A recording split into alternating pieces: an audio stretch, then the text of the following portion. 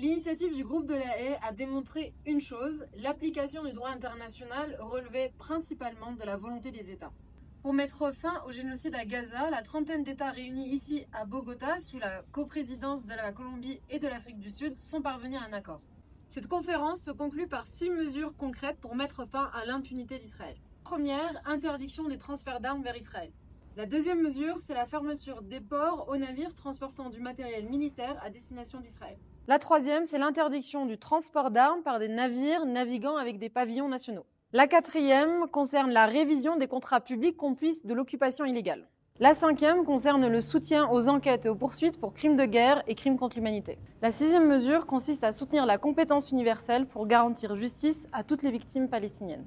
Toutes ces mesures ont été présentées aujourd'hui devant l'ensemble des participants et également soutenues par un discours du président colombien lui-même, Gustavo Petro.